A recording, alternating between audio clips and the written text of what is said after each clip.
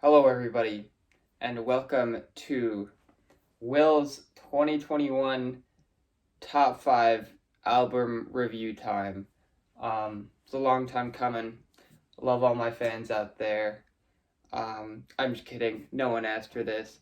I'm just bored as hell and like music and like making stupid shit. So don't clown me. Alright. I also want to add that I am very excited to hear reactions and inputs, and I'm excited because I feel like people are going to be a bit surprised. I think there's two glaring things in this video that will shock some people, and at least coming from me. So we will be starting with our honorable mentions for this year, and I have one honorable mention, which is more of a technicality, and that is Whole Lotta Red by Playboi Carti. I consider this an honorable mention because I do not consider it in this year. I know a lot of people are putting on their lists. Nah, fuck that. It doesn't count. It was December 25th. That's last year. That's 2020. That's 2020 in the date. And to be honest, I have no idea where I would put in this list. It probably would end up on this list if I counted it, but I don't even want to classify Whole Lotta Red. I really like it. I initially hated Whole Lotta Red. If you like talked about me like a year ago, I literally probably been like, it sucks, like it's ass. I hated it because it wasn't what I wanted out of Playboi Carti. You know what I mean? I just wanted like another like Die Lit or self titled like.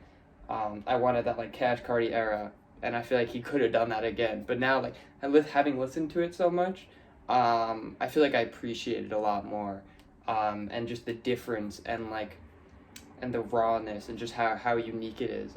And so I think it's very cool. And so that's my one honorable mention for the list. And at number 5 for the top albums of 2021, we have Call Me If You Get Lost by Tyler the Creator. Everybody's been raving this album. It's at the top of a bunch of lists. Everybody's talking about it. I mean, it's Tyler the Creator. You really can't go wrong. He's been killing the game for a while. I actually feel like it's probably lower on my list than I feel like a lot of people would say. And that's just because I'll justify the rest later. But it's a fantastic album. The standouts for me, really just like the backings and the beats for each of these tracks. They flow so well, so polished, and hit so well, and really connect to like the vibes and themes of each of the songs so well. And like top track, what's your name? It's gotta be like it's so good. It just flows so well, and like YB's verse. Oh my god, bro! YB better plus ratio plus L plus your white like. It's just all that like it flows so well, and no one expected it. Everybody, the memes and shit were hilarious. From people were so shocked for that verse.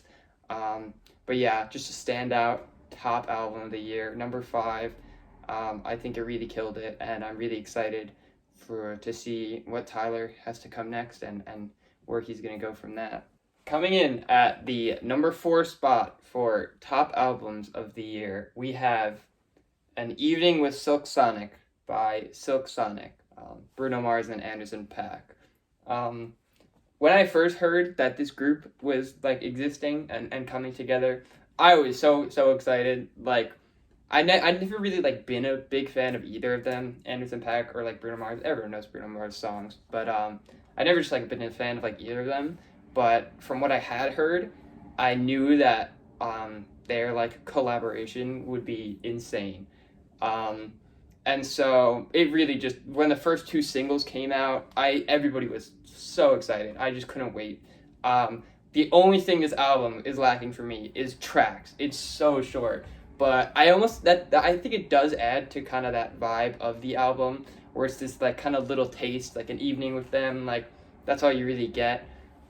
Just the kind of soul-y feeling behind all the tracks, and just makes you want to dance. I love to dance. Like any track like that, I really just you can't help but just wanna get down. And it's like I put it on when I was like mopping the floor at Davie College House one day, and like it just felt it flowed so well.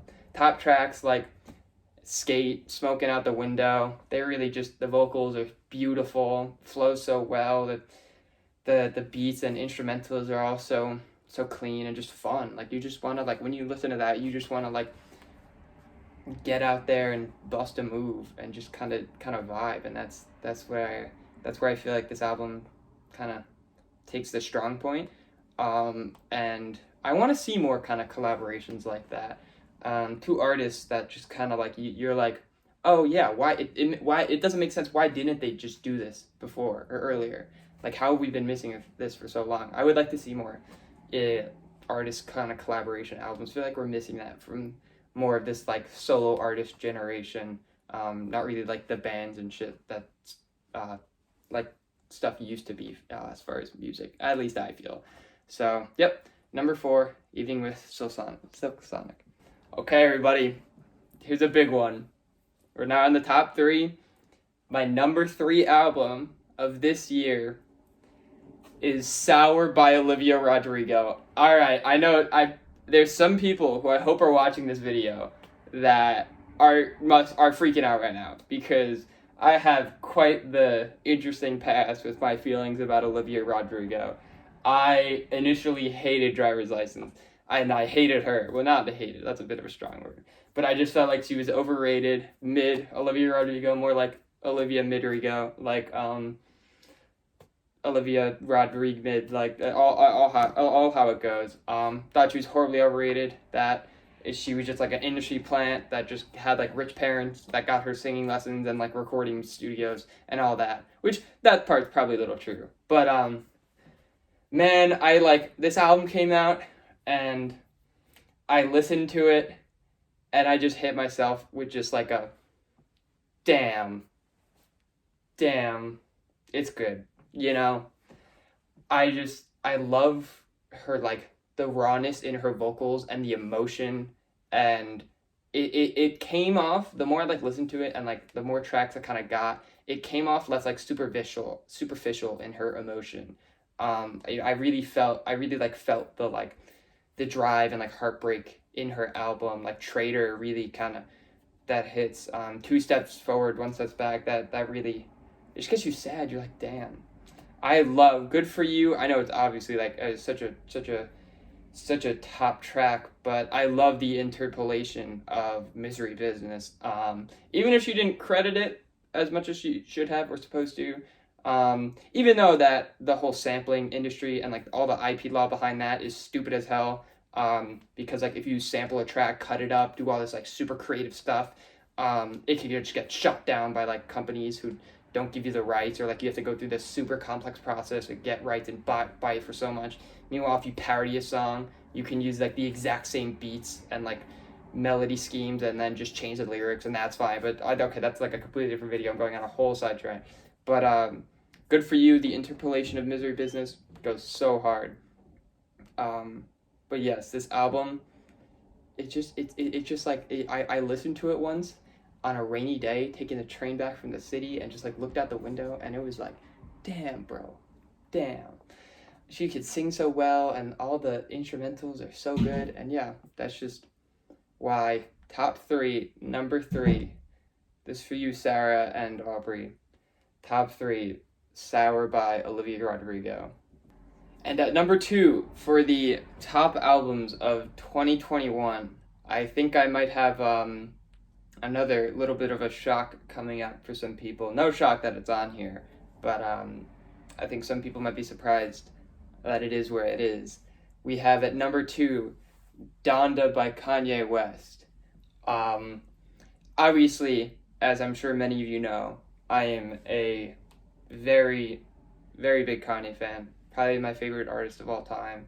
Is my favorite artist of all time. But I don't just blindly love his music. Like I love his artistry and his music. There's a reason why I love it. And so I recognize when it's not like the top album of the year, but it's still number 2. Still a fantastic album. It's definitely the album that I listened to the most this year. Yeah, shout out to Spotify Wrapped, like way too many hours. Top 1% of listeners. Yeah, top 0.1% of listeners. Sorry, you know. It was basically like, this album had some of my favorite Kanye tracks, just like straight up ever released. Like New Again, dude, Pure Souls, Keep My Spirit Alive, Junior, Hurricane. Oh my god.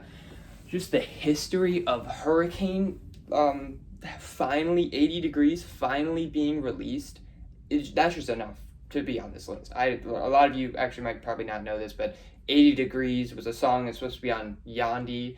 It got like leaked, and I'm so sad that original Kanye hook is not there. The Weekend hook definitely hits and is so good, but part of me just really wants that Kanye original 80 Degrees. Oh, so good. But regardless, the fact that we finally got that on an album, beautiful. And so off the grid too. I don't know if I mentioned that, but the Playboi Carti collaborations with Kanye in this album were great. All the features were so great. Ariana Grande was on this album. I feel like no one really knew that, but she was. Yeah, all the features were so nice. But I just feel like it's not one, because it wasn't like an album. Like it wasn't like at least to me, it wasn't like a dark twisted fantasy, or it wasn't like a College Dropout, or like an 808, or like any of Kanye's other albums. It just didn't really like feel, and I'm like lumping like the deluxe in with the regular here too, like Life of the Party, so good. Andre 3000, it's been a while. He can still have some good pipes. But it wasn't as like cohesive as I would have liked. I feel like it didn't really paint a message or a picture that I had really come to love from Kanye's music. Like in 808s, like the heartbreak, just the emotion, My Beautiful Dark Twisted Fantasy, the grandeur, the delusions of like just grandeur and stuff, I guess. But this album had great music, and just sonically was amazing, and lyrically, and just overall the production amazing. But for me, I guess I'm still like I'm holding it to a very high standard, I feel, where just kind of looking at his past discography. Definitely a right step in the direction though for Kanye, because obviously Jesus Is King, and then it had been a while since he'd released music. The no cursing thing kind of sucks, and that's an accident. Actually, yeah, I didn't factor that. But yeah, I just wish it would have been more cohesive of a message and like a story, and like what we've come to love from Kanye albums of the past. Not number one though, which I think some of you might be surprised by. Number 2 album of the year, Donda by Kanye West. Okay, here it is, everybody. I would love to hear your predictions right now for what you think number 1 would be, knowing what we know and the albums that I have put previously in the list. I'm pretty interested in what anybody has to hear, because there's a car going by. Hold on, there's a train going by. Oh, that's funny. Sorry, Kanye reference. That was number 2. That was last clip. So I feel like most people aren't really expecting this one. It more kind of flew under the radar, I feel. Not in its like kind of niche communities, I guess. It still had its like critical acclaim and stuff. But it wasn't as like globally mainstream popular. But I feel like that almost it's like fitting, I feel, for the album. I don't know. But at number 1, we have Nurture by Porter Robinson. Just look at this cover art. Isn't it beautiful? So nice. So I have actually been like a Porter Robinson fan since like middle school, back in my like EDM phase in middle school. Shelter is one of the best songs of all time, I feel. But it's just, man, you think Frank Ocean takes a while to drop music? Like, Porter Robinson had not dropped an album in like so long. And so finally, and actually, I can't even complain. If you're gonna go on a hiatus and then drop an album like this, I don't care. Take all the time you want in the world. This album is beautiful from start to finish. Absolutely not a flaw on this album.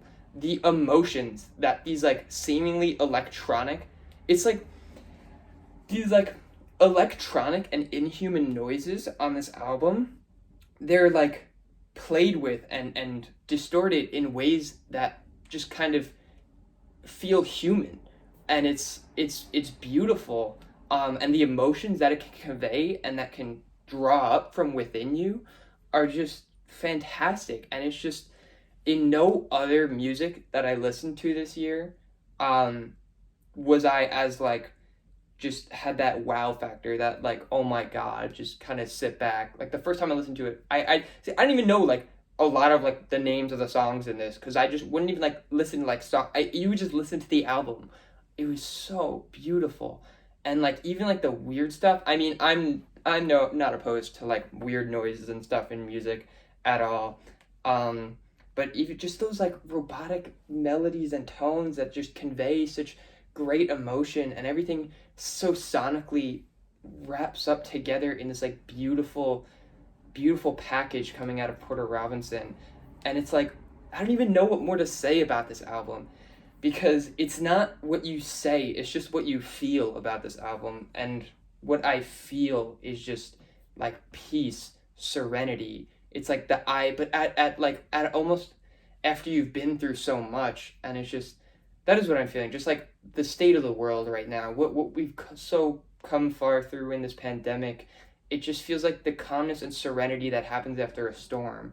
Because it just, at least from what I like interpret and feel from this album, it just feels like that rest you get after like a long hard run, and it's just, you've gone through so much, and you're just get a deep sigh down, and you get these beautiful tracks, beautiful album out of Porter Robinson. And yeah, that's why I would have to put it at my number one. I really feel strongly about that and this list. I would really love for what anybody else has to say, your rankings, or if you agree, disagree. You know how it is. This was kind of fun to make. Now I got to go edit it because I'm, again, bored as hell. Real quick aside right here. Mike, I put you on a Nurture by Porter Robinson, and don't even lie, I did. So yeah, I listened to that album like when it like very first dropped, and it was beautiful. But yeah, thank you for listening. If anyone does listen, I don't care. Honestly, I really don't care who listens to this. It's more for me, because I'm just having a fun time. And yeah, you know what? Maybe if people do care, say something. Maybe I'll do like worst albums of the year or some shit like that, or just like best singles. I don't know, man. What am I, a YouTuber like up in this bitch? I'm just quit out, start a streaming career. Yeah. Okay, I should stop this. Goodbye, everyone. Anthony Fantano Flannel here. I'm gonna try and do that background like that, and put that album there. If it doesn't happen, then I'm probably gonna look stupid. But hopefully it's not a ton more work. Yeah, music. 2021. Have a good 2022, everybody.